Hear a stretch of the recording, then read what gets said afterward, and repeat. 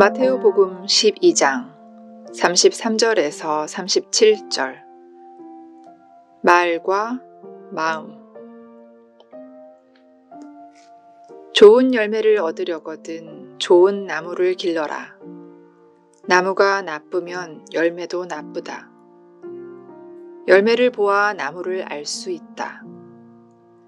이 독사의 족속들아, 그렇게 악하면서 어떻게 선한 말을 할 수 있겠느냐. 결국 마음에 가득 찬 것이 입으로 나오는 법이다. 선한 사람은 선한 것을 마음에 쌓아두었다가 선한 것을 내놓고, 악한 사람은 악한 것을 마음에 쌓아두었다가 악한 것을 내놓는 것이 아니겠느냐. 잘 들어라. 심판날이 오면 자기가 짓거린 터무니없는 말을 낱낱이 해명해야 될 것이다. 네가 한 말에 따라서 너는 옳은 사람으로 인정받게도 되고 죄인으로 판결받게도 될 것이다.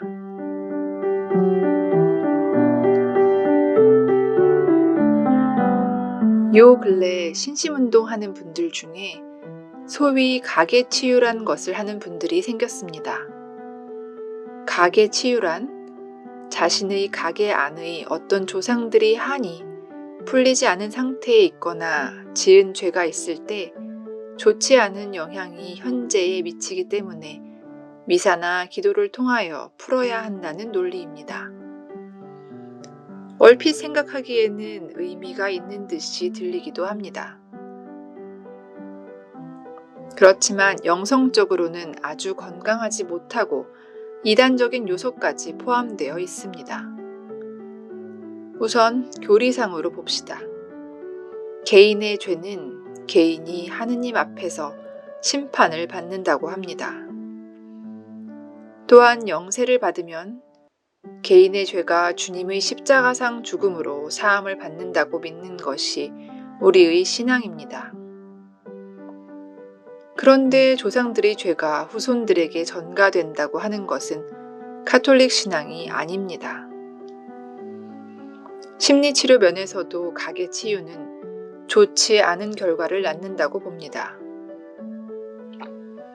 원래 가계치유란 정신분석에서 유래된 것입니다.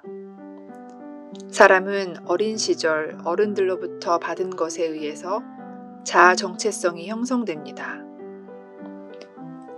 어린 시절 상처를 많이 받은 사람들은 마음 안에 어른들에 대한 분노가 해소되지 않은 채 한처럼 덩어리를 형성하고 있습니다. 그래서 과거를 돌아보며 한을 푸는 작업을 하는 것이 심리치료의 전형적인 방법입니다. 결과적으로 마음의 편안함을, 마음의 건강함을 찾도록 하는 것이 심리치료의 가계치유입니다. 그러나 지금 가계치유로는 사람들의 마음에 불안감을 조성합니다. 사람들이 기도를 통하여 하느님과 통교하고 마음의 편안함을 얻도록 하는 것이 아니라 반대로 불안함과 눈치봄을 가중시키는 병적인 신앙의 길로 이끌 가능성이 높습니다. 지금 일이 잘 안 되는 것은 정성이 부족해서라고 하는 무당들의 논리 같은 것입니다. 한마디로 가계치유로는 복음의 길과는 전혀 반대되는 내용을 담고 있습니다. 이런 논리에 빠져드는 이유는 무엇인가? 불안이라는 감정이 마음을 지배할 때 이런 논리에서 벗어나기가 어렵습니다.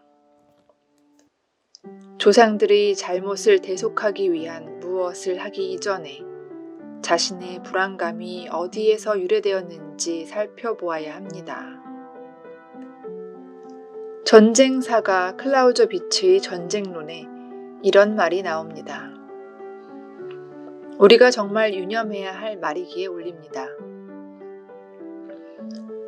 전쟁 중 수집되는 정보의 많은 것은 모순된 것이고 그 중에 많은 부분은 허위 정보이며 이런 것이 아니더라도 정보란 많든 적든 불확실하다. 따라서 전쟁 시의 장교들에게는 정확한 식별력이 필요하다. 허위 정보가 가져오는 결과 중에서 우려해야 하는 것은 이런 정보들이 상호 간에 도움을 주지 못한 채 서로 보충되고 확대되어 가면서 차츰 새로운 정보로 뚜렷하게 자리를 잡아가는 경우이다. 대부분의 정보는 틀린 것이고 인간의 공포심은 허위 정보를 더욱더 왜곡한다. 일반적으로 인간은 선한 일보다 악한 일을 더 믿고 나쁜 것을 실제 이상으로 과장하는 경향이 있다. 심리학자인 스코론스키와 칼스톤도 유사한 이야기를 하였습니다. 사람들은 부정적인 정보를 지나치게 믿는 경향이 강하다. 이것을 부정효과라고 하는데 공포감은 이런 정보에 대한 신뢰성을 높인다. 사람은 다른 사람을 판단할 때 주로 나쁜 점에 주목하고 그 사람을 싫어한다.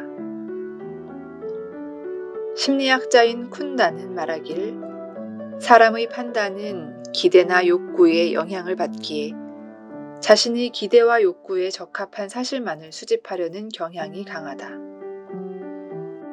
내가 내리는 부정적인 판단, 그것도 지나치게 부정적인 판단이 설 때에 나의 왜곡된 생각을 일깨우는 경구들입니다.